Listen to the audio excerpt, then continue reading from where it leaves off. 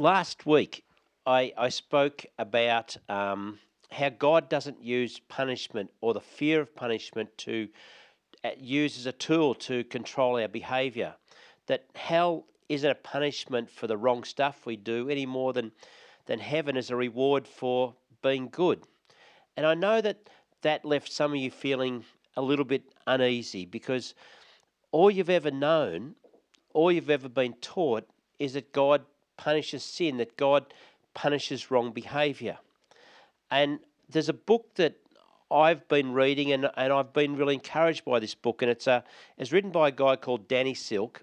He's from Bethel Church in America, and it's actually entitled Unpunishable: Ending Our Love Affair with Punishment.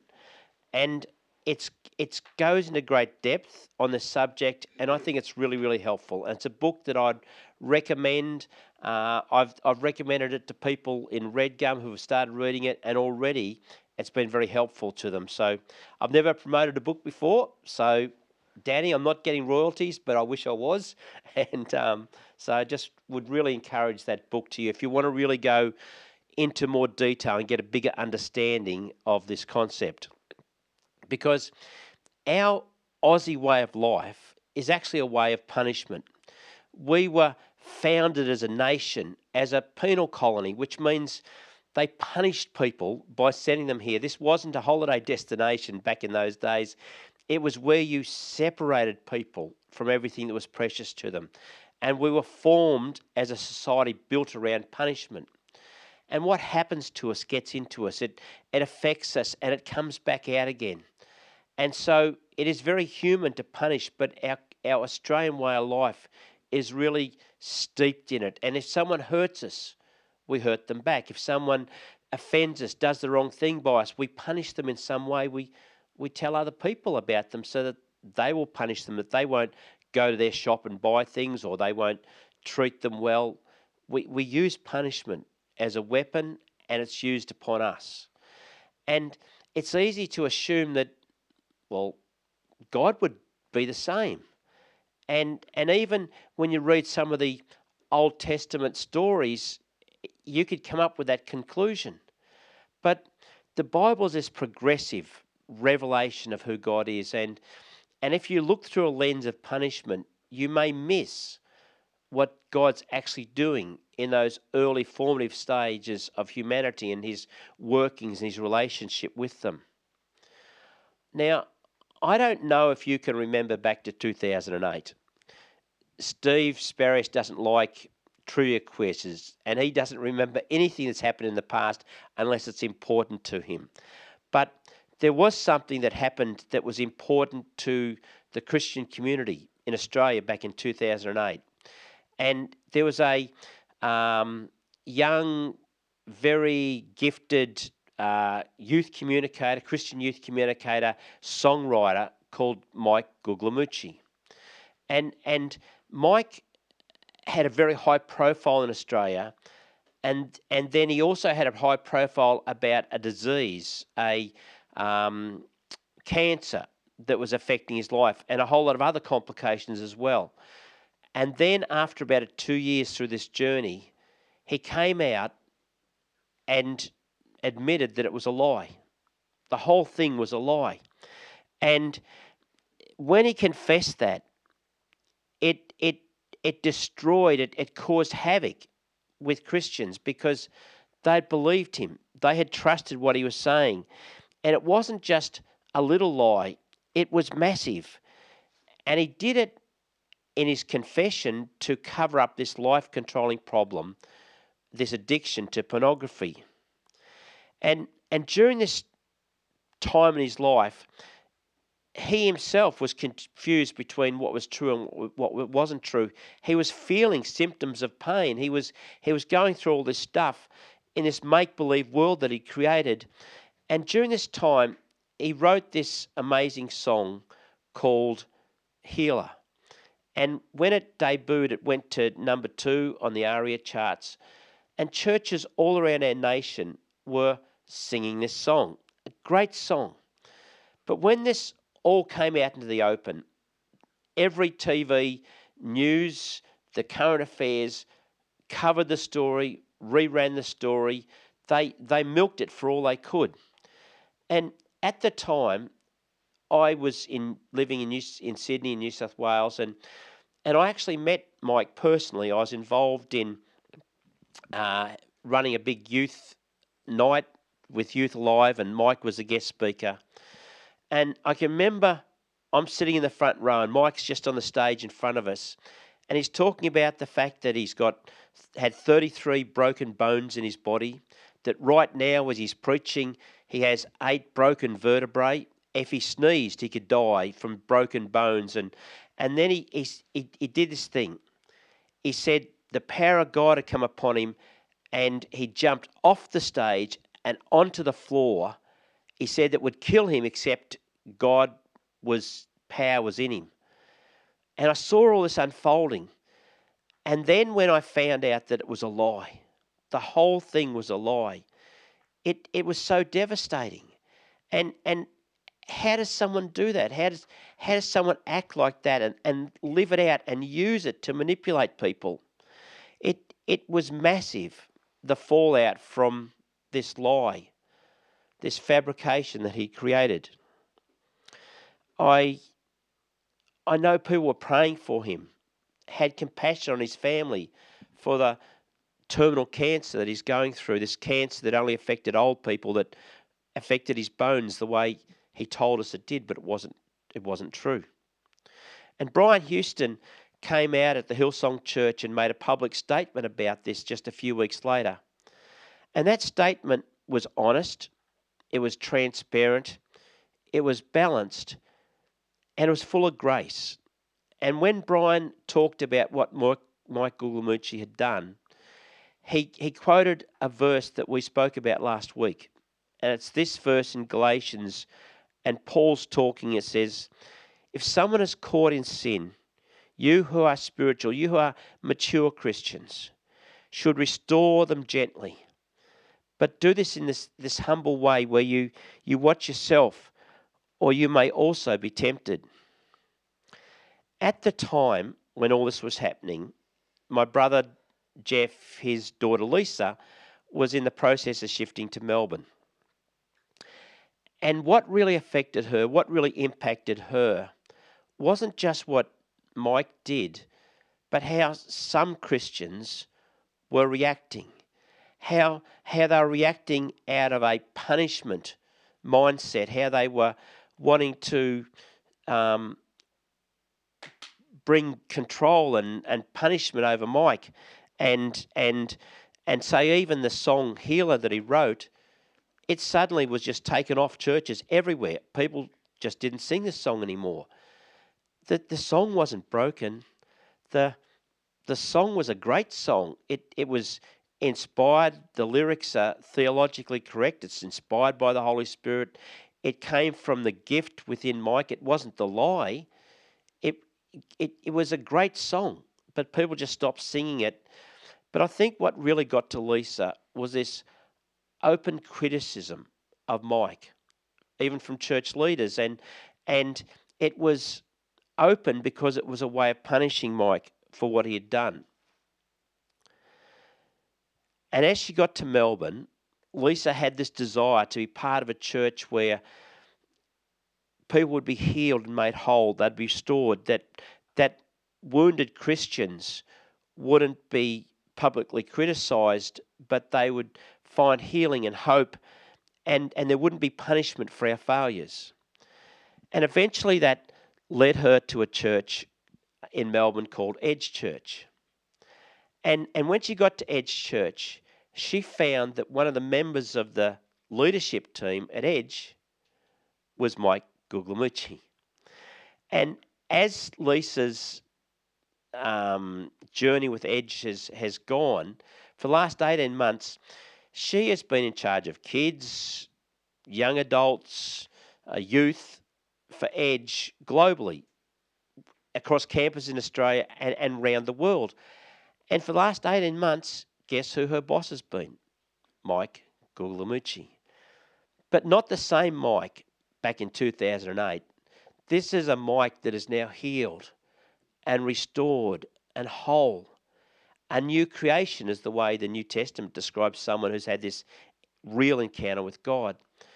And in fact, just recently he's announced that he's going to be planting a new church in Port Adelaide with the support of the Edge leadership team. That they've been all prayed through it. They're all in agreement. It's like the full circle.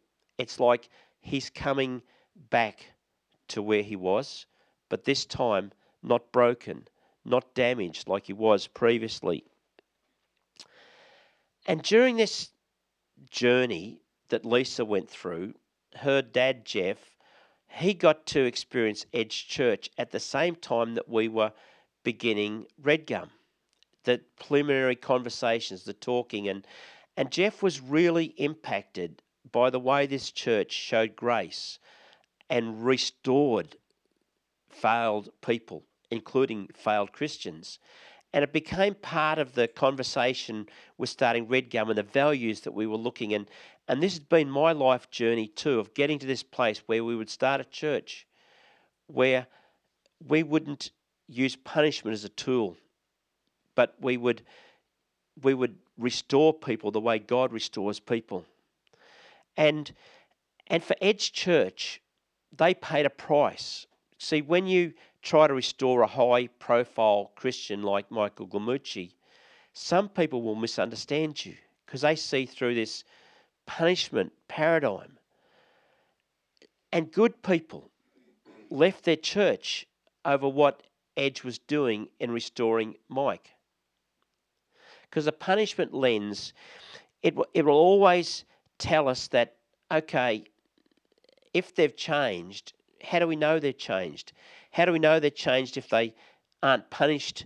And how do we know that they won't go back to doing what they're doing? And see, the punishment lens, the question is, well, how much punishment is enough? How much time in the sin bin is enough time away from God's gifting upon someone's life? What happens is that God asks a different question. He asks, has there been true repentance, which means that you see things differently. You have a way that change happens on the inside because you understand differently, you see differently, your values change.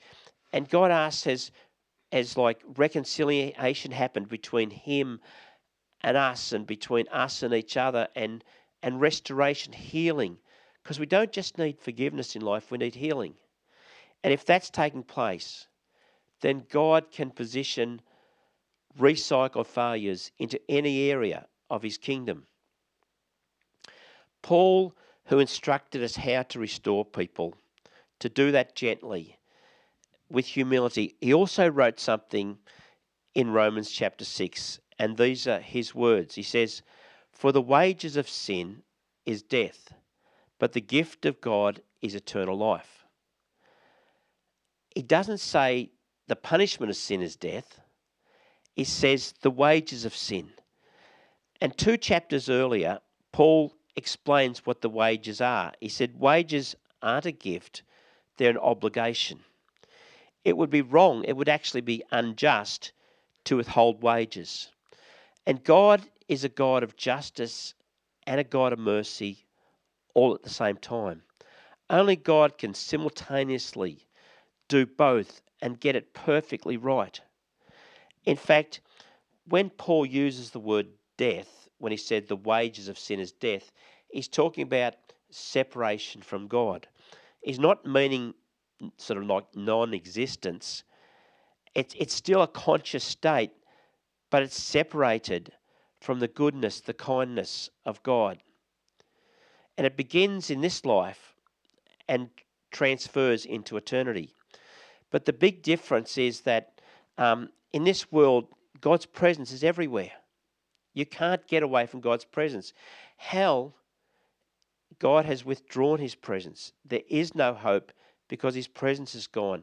And it doesn't matter if you've ever had a sense of overwhelming depression and hopelessness in this life, that is nothing compared to hell, because in this life, God's presence is still here. And hell, the torment is that God no longer is present. That's the torment. And we're left to our own identity because, see, sin is really building an identity upon anything other than being an adopted son or daughter of a living God. And when Mike Guglimucci was going through this really difficult time leading up to 2008, he described it as like the cross was up here, that Jesus was up here on a mountain, and he was pushing and crawling and striving to get up toward Jesus, to get to him. But what was pulling him down was the shame. It was the guilt. It was the self-punishment. It was the expectations of others, the pressures of others, the expectation to perform. And he's doing it without relationship. He's trying to do it in his own strength, and it fails. And the punishment and the fear of punishment will never change our identity. And it didn't help that secret identity that he had of a different life that everyone didn't know. And it just pulled him down. But now he says that he's now standing next to Jesus at the cross. There isn't the striving. There isn't the pushing anymore, because he's experienced not just forgiveness and not just love, but a church, a people that were unpunishable in the way they approached the restoration of him. Because only extravagant, over the top, radical love can do that. And that's what God offers. Now, Paul makes a really black and white statement about all this in 2 Corinthians chapter 3. And in the New Living Translation, he says this: the old written covenant ends in death, ends in separation from God. This punishment paradigm, this punishment lens, this punishment way of life, it ends in separation. It does not work. And if it doesn't work, God doesn't use it. It's not part of what he does. Paul says this is what God does.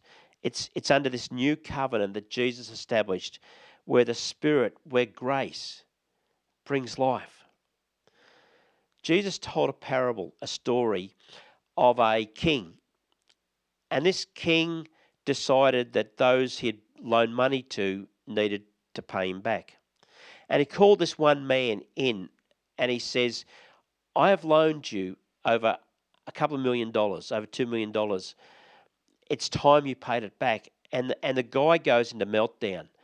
And he's crying and he's pleading and he's sobbing. He says, but I can't. I can't. I don't have it.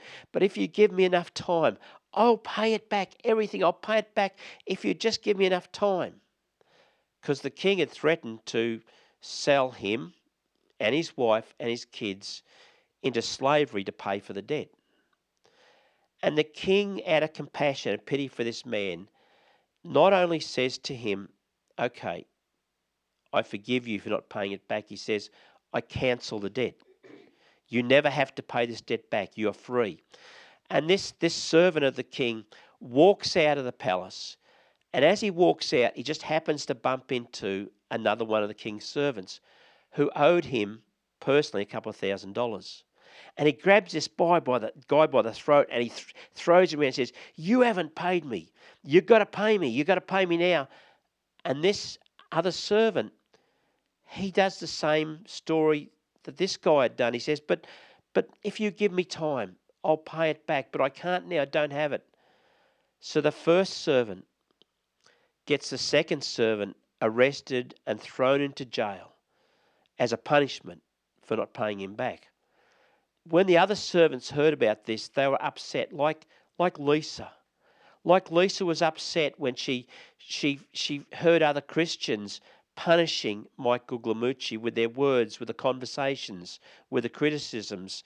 And yet they, every one of them, had experienced the forgiveness of a king who had wiped out a debt that none of us can pay. And in the story Jesus told, he brought this first servant before him. And he says, you have acted evilly. What you've done is evil. I'd shown you goodness. I'd shown you kindness and mercy. I'd given you mercy, but you have just brought punishment on someone else. And because of that identity that you've hung on to, you're now going to experience separation. You're going to go into the prison yourself. And Jesus ended up telling the story about this is the way that the kingdom, the culture of heaven works. We are able to receive mercy and forgiveness, and it's just and right to pass it on. It's not right to punish.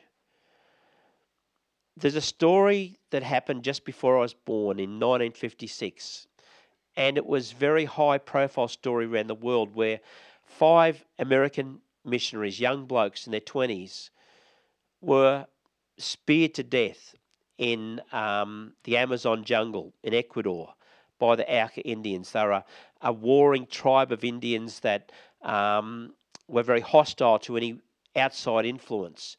And these 5 missionaries had tried over a period of time. They'd learnt some of the language. They'd tried to contact them. They'd landed their little plane on this stretch of sandbank. And in early January 1956, these 5 missionaries were speared to death. But the power of the story is actually in what happened afterwards. And one of the missionaries, Jim Elliott, he wrote in a little journal before he ever went to Ecuador, he wrote these words. He says, "He is no fool who gives up what he cannot keep to gain what he cannot lose." And his wife, with their 3-year-old daughter, 2 years later, went into that village and lived with that village and shared Jesus with that village, as did the sister of Nate Saint. His sister Rachel went in and lived with that village and lived in that village till the day she died. I don't know what price those women paid to go back into that village where the husband, the brother, had been murdered. But I know this. They gave up. When Jim Elliott said, "He is no fool who gives up what he cannot keep to gain what he cannot lose," they gave up the right to punish. So you can forgive someone and they still pay the consequences. But the wives, the sister, the families behind these murdered people, they paid a price of not punishing. Not just forgiving, but not punishing. And in the years that have come out of that, this warring tribe, this violent tribe that had only ever known retaliation against themselves, they lived in fear of each other because when someone did something wrong, they punished them. They speared them to death. They found a different way of life in Jesus. They found an unpunishable God who doesn't do things by punishment. And Nate Saint, who was speared to death in that river in early January 1956, when his own son, Steve, was 9 years old, he went and lived in that village. And when he was a teenager, one of those Auca Indians, whose name was Minkay, who had become one of the first Christians in that village, baptized him in the water where that same man had speared Steve's dad. And later, as an adult, Steve went back to live in that village with his family, and his own children called the man who had speared his dad grandfather. And he toured parts of the world with this Indian Auca warrior who had speared to death his own father, and now there's love and healing and restoration. See, that is the culture of heaven. It's an unpunishable culture. It's a culture of forgiveness. It's a culture of restoration. It's choosing not to punishment. It's the culture of heaven. It's how God works. And it sets people free. Forgiveness is one of the greatest, most beautiful things you can give another human person.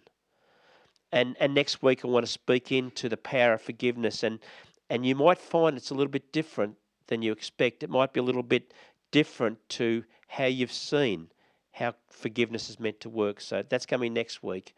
But I encourage you, if all you've known as a way of life is punishment, God has a better way. And it begins in relationship with Him.